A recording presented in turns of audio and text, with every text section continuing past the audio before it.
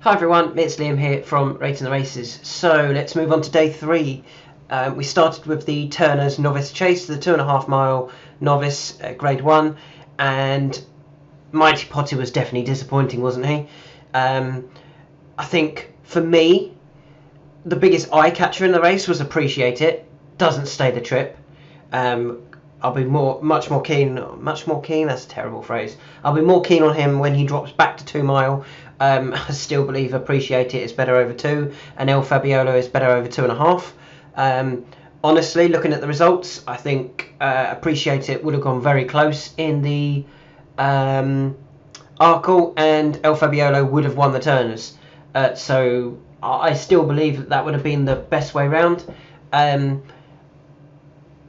when he drops back in trip, I think Stage Star was given a brilliant ride. The jockey got his fractions right, as they did on Not Long Till May. There was a suggestion that maybe they might be disappointed that they didn't run in the plate. I think the fact that they've been winning handicaps and then thought we might as well run in the Turners, there was no negative to doing that.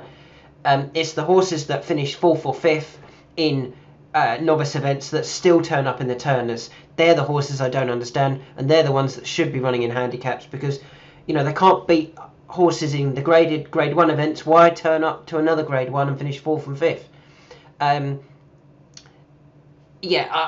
Similar, Unexpected Party was an example there. It was never going to beat Stage Star. Third behind Stage Star and That's Right Gino at Cheltenham earlier on in the season. Comes back and he takes him on again. I mean, it's kind of a pointless one, but keep an eye on him. Maybe they're looking at a handicap with him. Obviously trained by, is it Dan Skelton? It is, who is very good at targeting handicaps. So certainly not one to completely give up on if you like Unexpected Party. As I said, I'm looking forward to Appreciate It dropping him back in trip. I don't think he stayed the trip. And I don't know what I would make of Mighty Potter. I just thought he was not good enough because he kind of had everything go his way, personally. I think Stage Star winning this was just a little bit more frustrating with what happened later. I mean, I tweeted this. That's right, Gino +4. I'd already highlighted him for the plate. Trained chaser, but his second to Stage Star is a quality piece of form. I said he'd end up Stage Star in the grade 1. I didn't quite think he'd win the grade 1 personally, but he did. Moving on to the 210 was the Potemps Network final. There was a few that were interesting in this race. If you were on Maxim, I don't think you should give up on him. He travelled fine out the back with Thanks for the Help, and I just wonder whether they're a little bit too far back. I know the winners also come from the back, but those two both came down the near side, which is usually the place to go, but maybe it wasn't here. Also, Maxim made rapid ground and then actually ran into the back of a horse. I can't remember who he ran to the back of. Horse on the inside. Might have been Mill Green that he ran into the back of. And that just stopped his momentum. And all that forward movement that he'd made was halted in within one stride. And because of the way he'd been ridden so patiently, it really stopped any further momentum. And trying to pick up again, having made that big sweeping effort, proved too much for Maxim at the time. The winner, very impressive, dived down the inside. It's, for me, is one I missed. Why did I miss him? I'd been a fan of Eric Bloodaxe for the Potemps final on the basis of him being beaten by Maxim, who I said was very, very well handicapped. Let's have a look at that race. Maxim, Eric Bloodaxe.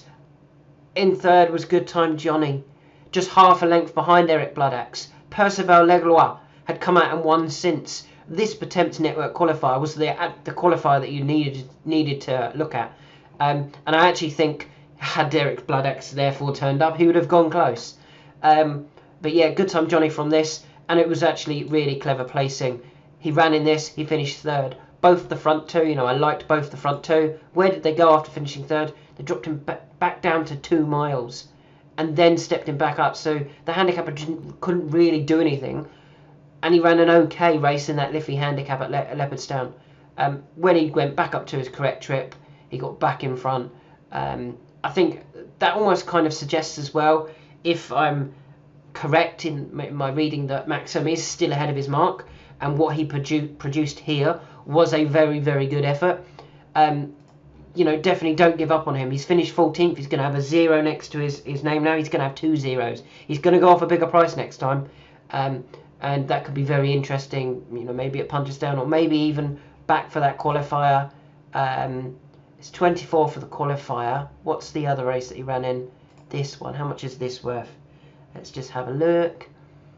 52. This is where we might see Maxim aimed next season. All about coming to here for this graded rate, this grade B handicap for 52 grand. That's what I would be doing with Maxim. Give him a run over 2 mile on his return, and then go for that race. I think he's still ahead of his mark. But yeah, for me, it was kind of one I missed in Good Time Johnny. I'd been a fan of Eric Bloodaxe. I liked Maxim. Percival Legalor had won. Why did I not spot Good Time Johnny? I was even talking about Eric Bloodaxe for the attempts. But yeah, he then didn't turn up because he died, unfortunately. And the horse who was just behind him went and won. Moving on to the Ryanair. The best horse in the race hasn't won in Shishkin, but everything went wrong. He hated it from word go and never looked comfortable the whole race. The commentator was, I thought, a little bit slow to catch on to that. He never really picked up that Shishkin wasn't travelling for a long time, but you could see he was being pushed along. He was jumping funny. They've suggested putting headgear on him. You know, some of the pundits on TV suggested maybe he needs headgear. I don't know whether that would have really worked. I don't think he was sulking. I just think he didn't enjoy it. And a suggestion came out that maybe he hates Cheltenham, but he's won a Supreme and he's won an Arkle. I'm not totally sure that's the excuse either. I do think we'll see him bounce back next time and win, and I think he's better than all of these horses. I think if you took Shishkin out of this, it then becomes, I know he hasn't won, but it then becomes a very weak Ryanair, which is gives more reason for me to believe that El Fabiolo is going to run in this Ryanair next year. If El Fabiolo ran in it, I think even this year he would have won. I think El Fabiolo would win this next year, and I think Energumene can stay in that Champion Chase and win the Champion Chase as well, if Constitution Hill doesn't turn up. So yeah, I mean, in terms of the other horses, was there anything that interesting? Not really. Yeah, these could go and win grade 2s and grade 3s, but as soon as they come up against a proper 2.5 mile horse, an Alaho, a Fakir Dudri, an on Song Shishkin, and El Fabiolo next year, I think all 4 of those would beat this field over the 2.5 mile trip. Moving on to the 3:30, the Stayers Hurdle. This was a mess, wasn't it? This was an awful race in the end, I think. The French horses were given terrible rides. Paisley Park doesn't have the finish he has anymore. Very likely he'll be retired. Flooring Porter was given a bit of an easy lead, then got taken on by Dashel Drescher. Then they kind of messed about at the front. Tiapu, he stayed 3 mile, but not strongly enough. Blazing Cow, the Twitter horse, completely bombed out. He was rubbish. This was just a rubbish renewal for me. The fact that the 33 to 1, 55.74 11-year-old can win a Stayers Hurdle just suggests there's a gap. There's a gap in the market, as entrepreneurs would say. There's a gap in the market for a really good 3 mile hurdler. I'm trying to think who won the Albert Bartlett. Wow. Who won the Albert Bartlett? It was a big prize. Oh, Stay Away Faye won the Albert Bartlett. Is he good enough to get into the Stayers Hurdle grade? Oh, I don't know. I just think the 3 mile division looks weak at the moment, and I need to sit. There could be something that comes out of a race, or there could be something new next season that is better than these grade 1 hurdlers. I think it's just we've got old horses and we've got horses that aren't good enough. Maybe Flooring Porter needed a better season. Maybe Blazing Cow needed a better season, but it's still a really poor renewal and a terrible race personally. And I couldn't pick the winner. Even if he ran it again, I still wouldn't say Cider Burley's going to win it. Moving on to the 4:10, the plate, as I mentioned earlier, so disappointing. That's Alright Gino. Looked like he'd bumped into a Grade 1 horse. He had bumped into a Grade 1 horse. He bumped into a future Grade 1 winner and ran a shocker. Pulled up, never travelling, always off the bridle. That's not him. Forget that run. Give him another chance.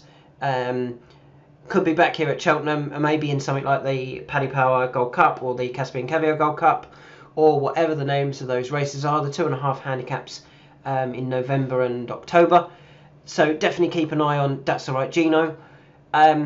We had Fugitive as our other horse in this race. Unfortunately, he did do what somebody suggested. Where is he? Here he is.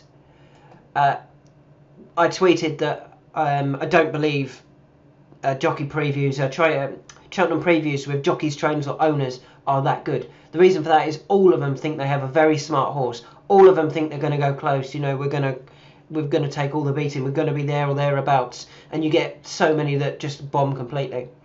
Carl, I think a little bit tongue-in-cheek, replied, "Don't forget to back Fugitive on Thursday." I actually did not believe him, but I agreed. I thought he had a good chance. But this guy, big in the ring, suggested that Fugitive hung him behind. I didn't agree at the time. I completely agree here. He came there to win the race, Fugitive, and should have gone past Seddon. An interesting reply from Carl even, saying it was harsh. You know, he was giving £11 to the winner. He was given £11 because he's £11 higher rated. I never understand, again, owners and trainers and jockeys saying, "Oh, we was giving weight away." You're giving weight away because it's a handicap. You're supposedly the better horse. That's why you give away the weight. I always think they focus too much on the physical weight rather than the weight they're carrying based on their handicap mark. That's why they were carrying that weight, because they are that higher in the handicap. Obviously, the McNeil's got to be disappointed with Seddon. They sold him. He's now won 3 out of 3 for John McConnell or John Connell. I think it's McConnell, isn't it? John McConnell. Really disappointing for them. But does it again suggest that, you know, moves to an Irish trainer and suddenly starts winning races? Of those in behind, I mean, a lot of them ran well. Who on Couleur definitely is a soft finisher, as Ruby suggested on ITV. I thought So Scottish ran okay, but maybe didn't get home. And a lot of them were just quite disappointing. Midnight River was definitely disappointing. Ferro Bamboo travelled well, but then maybe didn't get home. He could be one interesting, maybe down in class and back over 2 mile. I don't think they needed this 2.5, but definitely dropping back down in class now. Take on a slightly easier opposition, and I think he'll be interesting back over 2 miles. So if there's one to take from the race, it's still going to be That's Alright Gino. You know, he's disappointed, he's pulled up, but keep an eye out for him back at Cheltenham in the autumn and winter next season. Moving on to the Mayor's Novice, You Wear It Well won for Jamie Snowden, having just had, it was Jamie Snowden, wasn't it? Yep, having just had the favourite get beat in the previous race, That's Alright Gino, and run a shocker. He then wins with the horse that probably he didn't think he was going to win. However, one thing we should note, look at his R figures, or her R figures, sorry. 155.4, best in the field. Even the 149.5. Okay, it gives Lucia one run that's better. 149.5. And we've got one down here at 152.8. The Model Kingdom. The Model Kingdom is not as good as she had been. But yeah, I mean, there was certainly an angle to find with You Wear It Well. Lucia was disappointing without a doubt. She didn't pick up when Nico asked. In terms of going forward, I mean, A Lot of Joy was a bit of a Twitter horse as well, particularly for Icy. I've got no issues with Icy whatsoever. I think he knows his stuff, but he's definitely got that one wrong. In terms of going forward, who's interesting? The Triumph Hurdle mares, in my opinion, will come out better than these mares. Lossiemouth, Zenta, Gala Marceau, and whoever finished 4th, can't think who it was. I think will all come out, Gust of Wind was it, will all come out to be probably better than these novices, and it'll be the Triumph Hurdle horses and the mares that I'd be most interested in next season. Final race of the day was the Muir, our main one in this race.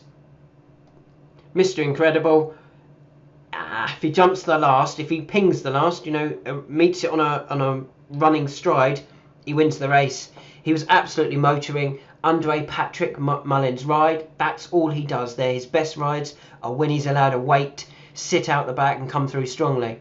It's easy to do that on Mr. Incredible because he doesn't always want to jump off.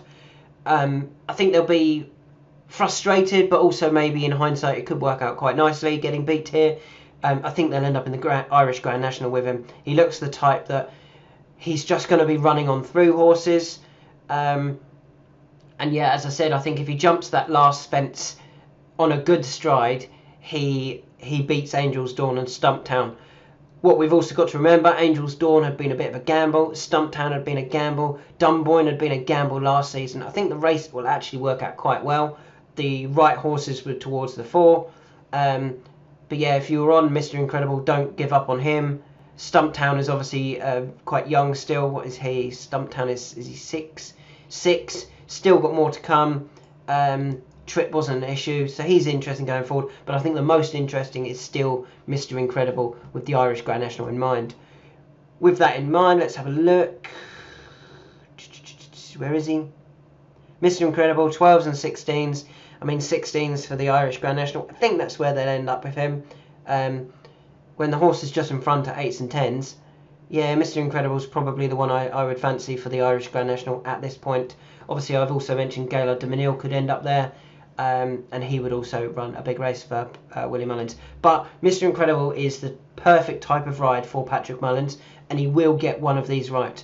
So if you have lost money on Mr. Incredible here, don't give up on him. So there's just some thoughts for Wednesday. Let's go recap them. Appreciate it needs to drop back in distance. Keep an eye out for unexpected party in a handicap. We missed out on this one. Oh, very quickly, I haven't talked about one in the Potemps that I really think we should. That's Green Book. I thought he's run a really good race. Gone well for a long way. Beaten by 2 Irish horses and a horse that has been perfectly laid out for the race. The thing with Green Book, he is only 6 years old still. He's 6 years old. He's been highly tried. He then drops in class. Then he goes back up in class. Then he comes back to handicaps. He's not finished in handicaps yet. Wouldn't surprise me at all if they even targeted this race again with the Sandown race as the plan next season. He'll only be 7 next season still. So they've still got plenty of time with him. Go for that Sandown race, which they won 2 runs ago in February. Potentially running something that they're not going to win. Maybe back in that race at Chepstow. Then go to Sandown and then come straight to Cheltenham. And I think that could give him a really big chance next season. But wherever he ends up next, Green Book is definitely one I'm interested in. So that was something I forgot to say about in the Potemps final. The Ryanair, El Fabiole will beat all of these. If he turns up next season, which hopefully he will. The Paddy Power Stayers, yeah, I don't know what I'll be doing in that. If I was to back a horse now for the Stayers, I have no idea who it would be, because I don't think any of these will win, and I think there'll be something else that comes through the ranks. The plate, I think the horses to keep in mind. That's Alright Gino is the main one for sure, and maybe Ferrero Bamboo if he's actually dropped back in trip. But That's Alright Gino, that's not his running. His form was franked by Stage Star. He's just run an absolute shocker. The mare's Novice, I don't know where I'm going forward with that. And the final race, I definitely want to keep Mr. Incredible on side.